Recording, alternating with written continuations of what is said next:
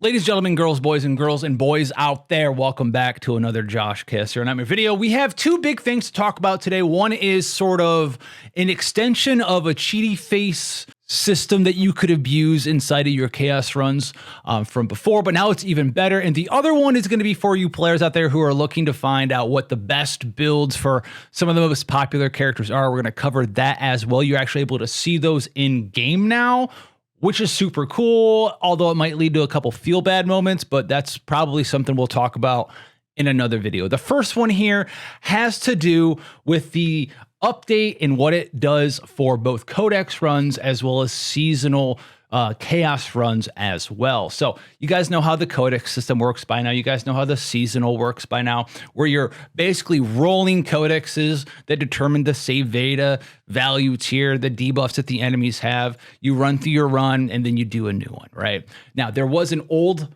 system before where people who were trying to like really min-max and speed tune and figure out how to get the best bang for their buck off of the highest value codex they have. What they would do is they'd get to the second boss and then they'd leave if it wasn't up to their standards of what they wanted to. The benefit of that is when you came out and you left early, you technically didn't finish the run.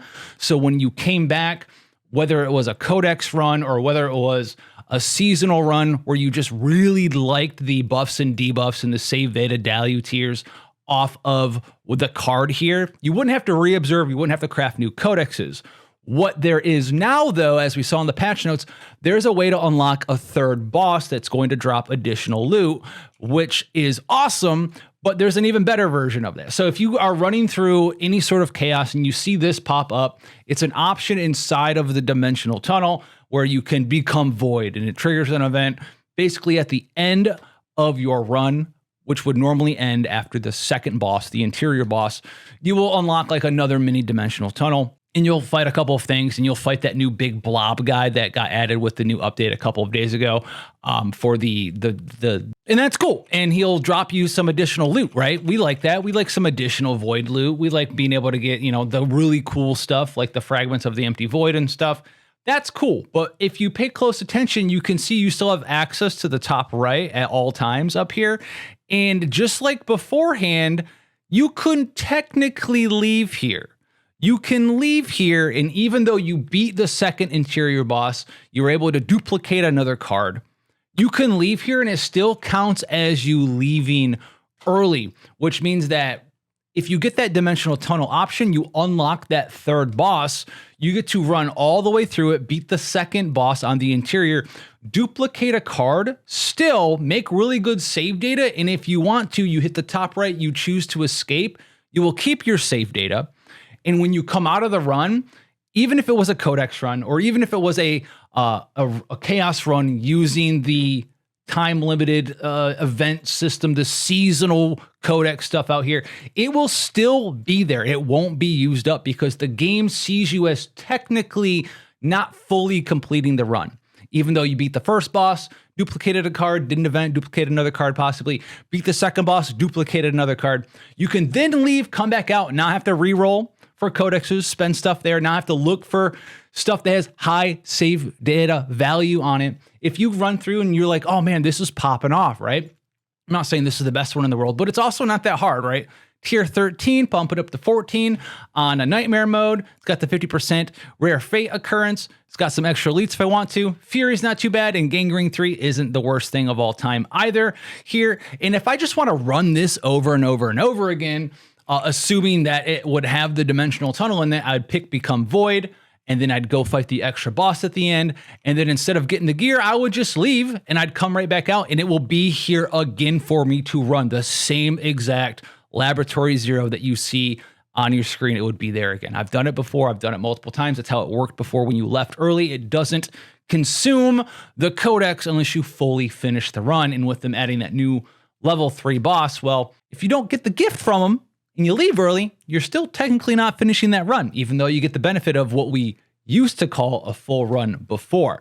So if you're trying to min-max some save data, I would think about looking out for this opportunity. Anytime you see your run have that boss in it, you could probably take advantage of that and either get an extra piece of loot, which is super cool, or just keep running it and trying to get divine epiphanies and the best save data you can for your characters. Now, speaking of the best save data, this is really for people who don't really have a lot of direction. This isn't going to be like, oh yeah, make sure you copy the builds you see here specifically.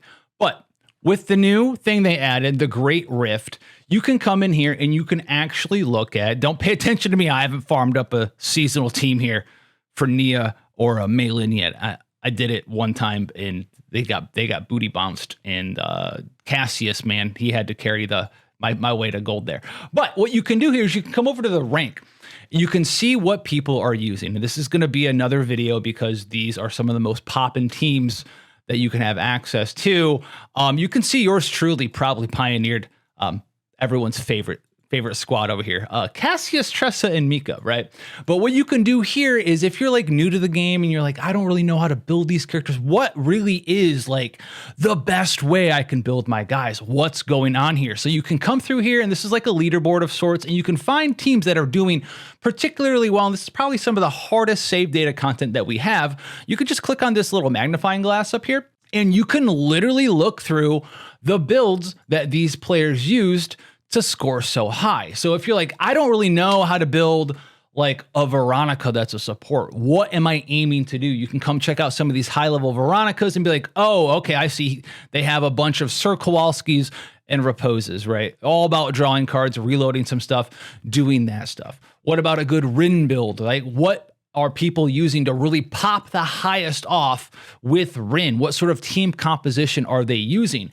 And you can come in here and look at the save data that they've made and just sort of try to copy them a little bit, right? Do you need to have everything that the rank 1 Rin player has in their team and in their build and in their deck? Absolutely not. But you can see what some of the most broken stuff is here, right? Dark Mart, Secret Art Destruction on this Epiphany with, well, some plus APs is pretty spicy, right? So you can see the high potential of some of these characters and the builds that people are using them with. You can also come down here and, well, there'll be a million different Tressa, Cassius, Mika combo players. Welcome to the club, guys, by the way. And we have to remind yourself, this is all with seasonal save data. People probably have even better builds than this out there. But this is the seasonal stuff for right now. And I really think this is quite awesome. I want them to expand this more. Maybe if you were able to search in here for a character, be like, oh man, what's the highest, not barrel team? What, like, here's some Rin, here's a Mei Lin squad, right? We can look in here. Here's a Hugo player. What's the Hugo doing? We can come in here, check out Hugo and be like, all right, what's the focus of this Hugo? Right? What is he doing? What epiphanies did he choose? And if you're a newer player just looking for some direction, or maybe if you're just, you have that direction, you're going, I want to min-max my characters to the most broke that they can be. Oh, look, it's this guy. Check it out. I told you guys this team would be good. My guy's got the Hugo, Prepare to Subdue, Squad Trickery Strike coming in with Nia as well. Yes, sir. So you can come in here and really look at what players have been able to accomplish with whatever your favorite character is, see what they're working with, see what sort of team composition they're playing around with, and just try to mimic them there. Also, like, can we talk about, and this is going to segue into probably the second video, the absolute dominance. Can we get a rounding stand? The absolute dominance of Tressa, Mika, Cassius here, dude. Can we get some? Yes.